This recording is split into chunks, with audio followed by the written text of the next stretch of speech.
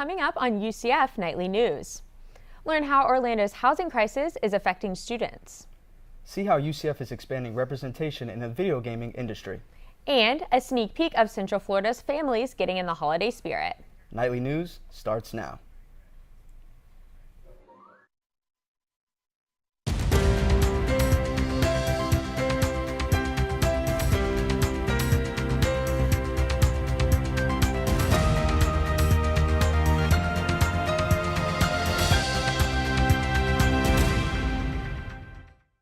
Good afternoon and welcome to Nightly News. I'm Samuel Sullivan.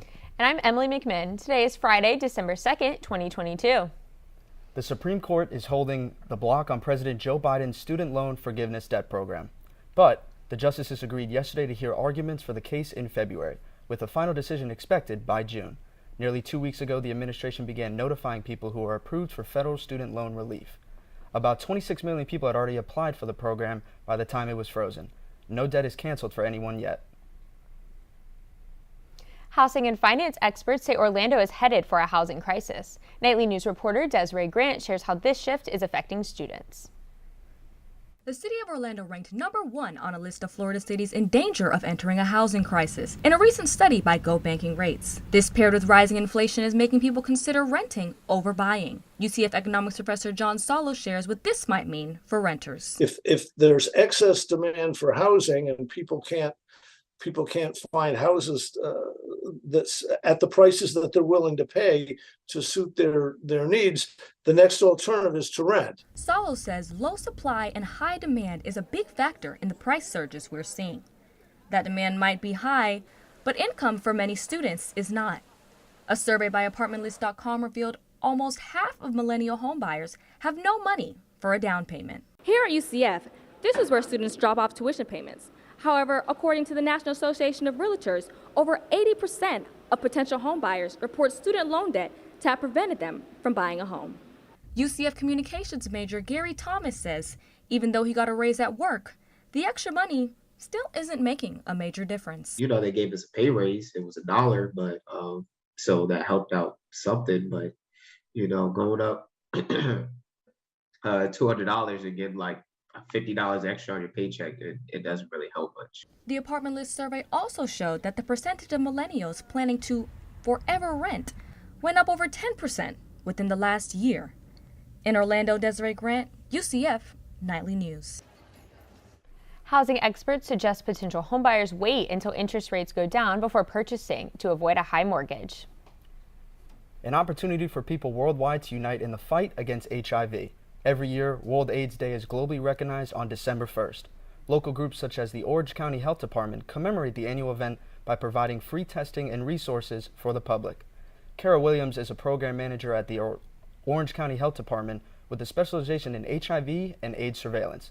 She says the Day of Awareness is especially important in our community. Orange County is one of the 48 jurisdictions in the U.S.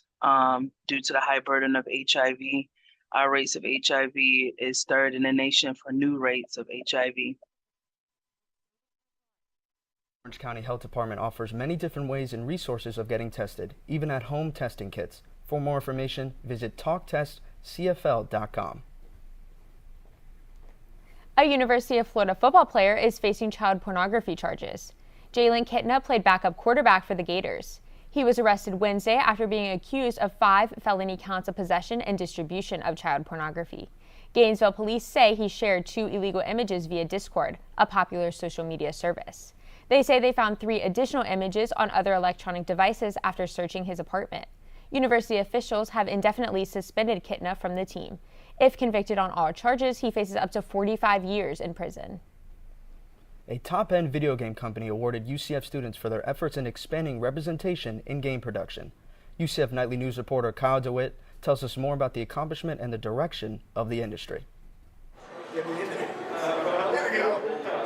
A couple of weeks ago, Electronic Arts Incorporation awarded 2 UCF minority students, Adrian Boatwright and Luis Santiago, the Inclusion in Gaming Endowed Scholarship. They are the first 2 students to receive this type of grant money, which is part of $125,000 EA funds UCF's Gaming and Interactive Entertainment program with. That program's director, Benjamin Knoll, says companies are gravitating toward filling positions with underrepresented people.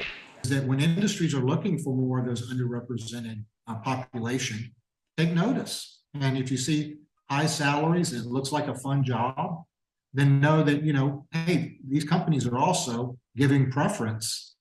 EA boasts over 9,800 employees, but only 26% are women, and only 3% of EA workers in leadership positions are black. And as a whole, just a third of their employees are minorities. The Entertainment Software Association says that nearly half of all video game players are women, but only a quarter of them account for video game designers. Tara Urban is a junior at UCF who says she actively games. One of her favorites, Apex Legends, is an electronic arts game. I feel as though if there was better marketing and more female designers, it would make it more comfortable for women to play. She says allowing women more say in the designing process will transform not only her experience, but the industry itself. In Orlando, Kyle DeWitt, UCF Knightly News. Knoll says the grant money will be used to improve software and hardware for the program to enhance the quality for the students. This past Monday, during the country's busiest shopping day, Cyber Monday reached record-breaking online sales. The latest Adobe Analytics figures shows people spent $11.3 billion online this Cyber Monday. That's a 5.8% increase over last year. Experts say those big numbers are because of Gen Zers and millennials, who have historically shown a preference for online shopping. This news comes as inflation stands at 5%. Sam, did you do any online shopping this year? It's funny you say that because I did all my shopping online this year. Okay, all right, makes sense. Christmas is right around the corner, and plenty of Central Florida families are getting into the holiday spirit. iDrive District held its second tree lighting ceremony at Icon Park last night. I was there last night. Let's take a look. I'm at the heart of Icon Park here at the iDrive District Holiday Tree Lighting event, which will take place shortly. We'll see special acts including performances from the Dr. Phillips High School dance team.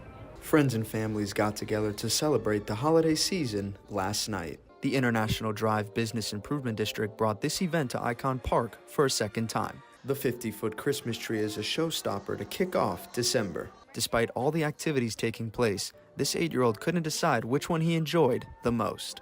What do you guys like so much about this event tonight? I don't know. But then he says, There's a lot of stuff.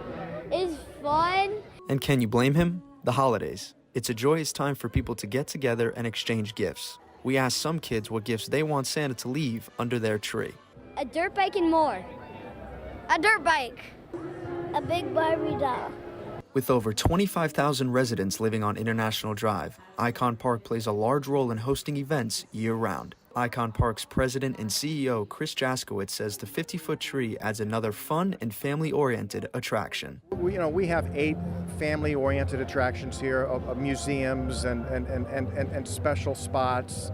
And, this is like an extra attraction. They look up and they see this beautiful tree, and it's on a beautiful promenade. No matter where you celebrate Christmas, we can all agree the holidays are amazing. In Orlando, Samuel Sullivan, UCF Nightly News. Those kids were just super cute. Did you have a fun time, Sam? I had an amazing time, and I'm going to be honest, that kid on camera is better than I am, no question. Gaslighting is now Merriam-Webster's word of the year. And if you don't know what it means, it's defined as a psychological manipulation of a person, usually over an extended period of time, that causes the victim to question the validity of their own thoughts, perception of reality, or memories. Believe it or not, I actually just learned what that word meant this week. It's pretty interesting how our generation is putting a word to that action. Now let's get a brief weather update. Hey Ericka, what type of temperature should we expect heading into the winter holidays? Well, Florida weather seems to be playing with us this year with them random cool temperatures like you saw last night, Sam. We're seeing October's temperatures in December with highs in the 80s the next couple of days. Today we have a high of 78 degrees with mostly sunny skies throughout the day. As we head into the night, we will see a low of 64 degrees and only a 9% chance of rain. And as we move into the weekend, we will see those temperatures rise just a little bit to a high of 81 both Saturday and Sunday. This is perfect weather to cheer on both Team USA in the World Cup and UCF in the AAC Championship on Saturday. Have a great weekend, study hard, and finish strong, Knights.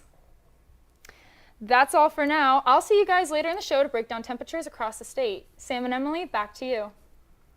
Thanks, Ericka. Stay tuned to hear about how one famous rental company is handling a terrible accident.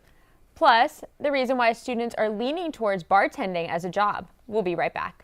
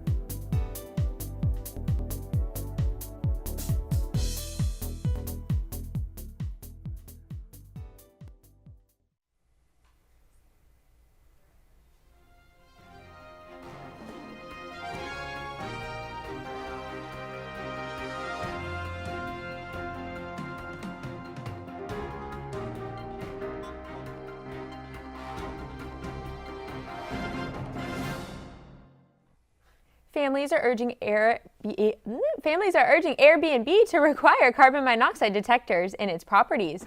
This comes after 3 Americans died from carbon monoxide poisoning on vacation in Mexico City in October. A similar situation back in May. 3 other American tourists died visiting the Bahamas from the same thing. In a statement, Airbnb said it suspended the listing and canceled upcoming reservations. The Centers for Disease Control and Prevention reports more than 430 people in the U.S. are accidentally killed by the gas annually. Today is National Bartender Day. Nightly News reporter Gabrielle Wilson shares why college students are spending more time behind the bar instead of in front of it. Physiology major Ciara Kao says there are lots of benefits to working in the service industry, especially when it comes to creating a flexible schedule and steady income. This is like the industry for college students just because we have no other source of time. She says she started off as a server at Bahama Breeze about a year ago, but now works as a bartender. I also make literally almost more than what I was making in the office job, working 40 hours a week. She says her job lets her balance work and school life better. It's literally, if I was working my 9 to 5, like I said before, I would literally have no time to get all the work I need done unless I was taking maybe 1 or 2 classes a semester. With finals week finally coming to an end for students, Kao says times like this remind her of how demanding studying can be. During exam week, that's whenever you really have to cram. And when I was working in the office job, it was I had to cram literally while I was working. She says not only does her work schedule allow for more freedom as a student, she also takes home more money on average per shift. Day shift, I want to say I make at least $120 in the morning, and then at night at least $250. Statistics show that bartenders can make around $100 per shift on a slow night, while some can make $300 or more on busier nights. Even at slower bars working at least 4 times a month, bartenders are looking at over $1,000 per month extra. It's quick money, it's an easy way to do something. You don't have to have so much previous background knowledge, and you also get to talk to so many people. In Orlando, Gabrielle Wilson, UCF Nightly News. If you're over the age of 21 and would like to support your local bartenders, head over to Bahama Breeze, Cheddar Scratch Kitchen, or Don Julio to show your appreciation. After the break, we'll check in with Ericka to see what kind of weather we can expect for finals week. Today's temps coming up next.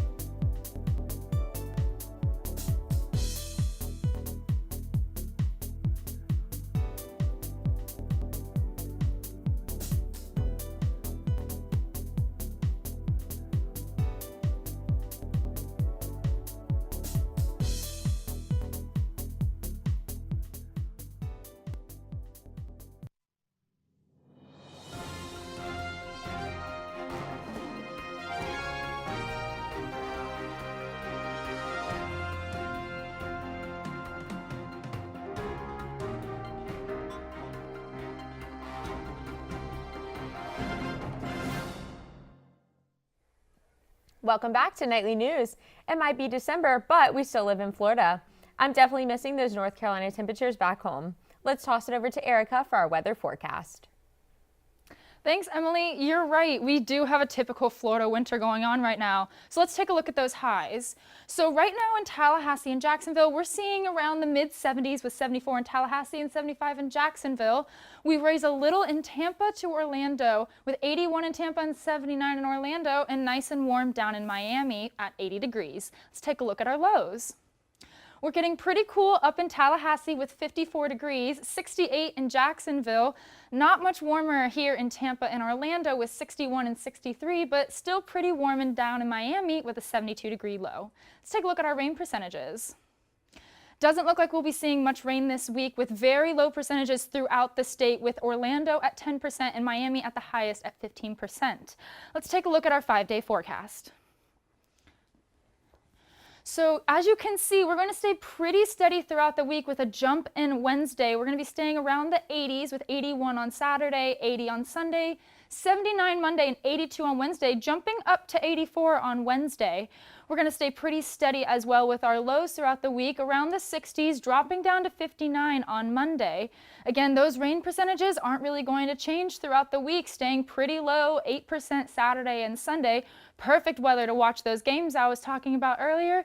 7% Monday and 9% both Tuesday and Wednesday. Looks like we're going to have some pretty nice weather during our finals week, guys.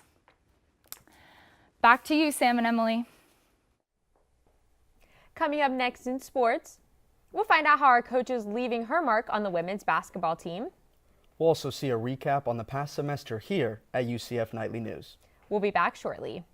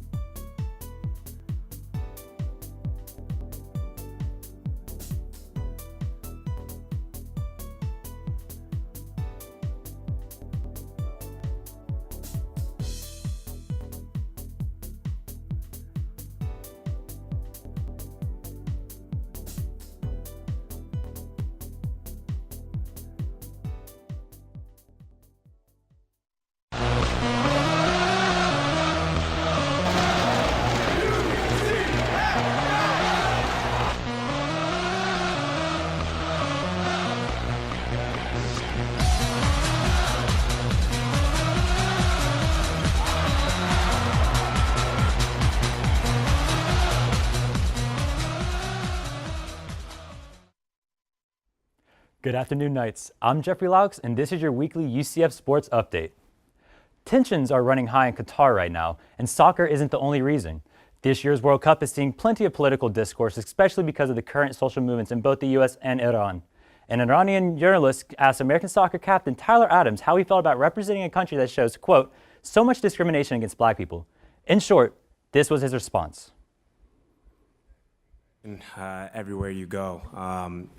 One thing that I've learned, especially from living abroad in the past years and having to fit in different cultures and kind of assimilate into different cultures, is that in the U.S. we're continuing to make progress every single day. The U.S. team found itself in more hot water after posting a graphic with the Iran flag without the Islamic Republic symbol. Team officials say it was the, quote, support women in Iran fighting for basic human rights.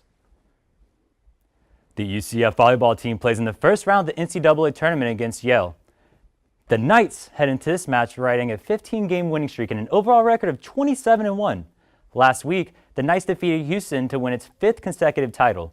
Head coach Todd Deschainay says it's important to soak in the experience of playing on this stage. It's about enjoying this experience. Don't take it for granted because it's your 3rd, 4th, or 5th. You never know when you're going to have a chance to go back ever again. The Ivy League Conference champions head into the match posting a record of 23 wins and 2 losses. Match time is set for 5 p.m. The head coach of UCF women's basketball team is leading her players through a historic start to the season. Here's an inside look I got during the recent game against Sam Houston State. UCF women's basketball took care of business against Sam Houston State tonight. They won in a historic fashion as their coach extended her winning streak to 6 games, and Destiny Thomas scored her 3rd straight double-double. The 2-win, 4-loss Bearcats visited the Knights last night. UCF continued their undefeated start to the season by defeating Sam Houston 67-55. First-year head coach Satya Messer is the first to start out her campaign with 6 victories in a row. Messer says this is just the beginning for her squad while awaiting conference play. We've really been stressing to them communication. And at the end, as you can see, communication was key. UCF outscored their opponent 23-13 in the 4th quarter. This was possible through the game-changing performance by senior forward Destiny Thomas. Career highs in both scoring and rebounding, she clinched her 3rd straight double-double of the season. Thomas scored 22 points and nabbed 18 rebounds, 6 of those being offensive boards. She helped her team take a hefty lead after scoring 14 of her 22 points in the final quarter. If I finish my shots better and offensive rebounds are coming, I just got to finish it.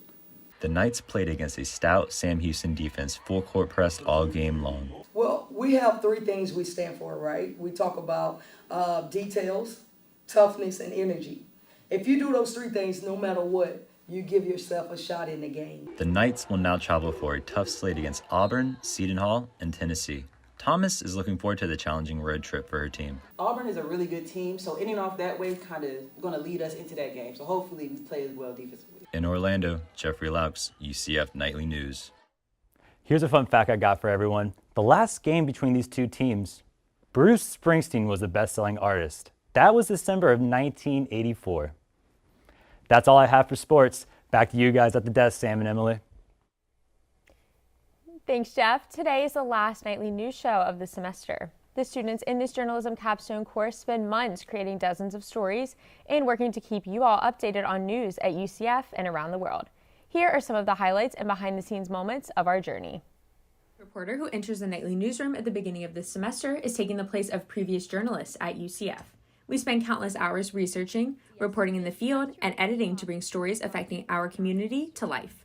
We've covered stories on UCF athletics between football recaps and highlights of our club sports, packages on several of the campus's unique events, including homecoming and a live shot from Spirit Splash, kept you up to date with the weather and updates on both Hurricane Ian and Nicole, and every afternoon with our daily nightly news webcast. We took turns each week as producers for our Friday newscast, and many of us tried our hand at anchoring.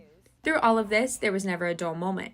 Lifelong friendships were made in and outside of the newsroom, laughs were constant, tears were shared, and most importantly, a little nightly news family of 13 people was formed. Here in our on-campus newsroom, we do most of the pre-reporting and editing for our stories.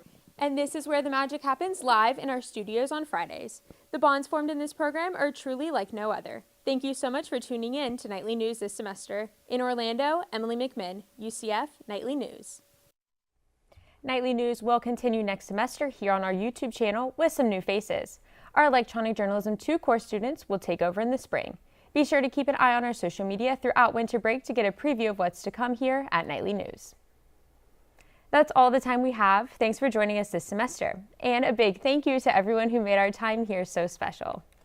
What we've learned about our community, journalism, and ourselves is invaluable. From our family to yours, stay safe, be kind, and happy holidays.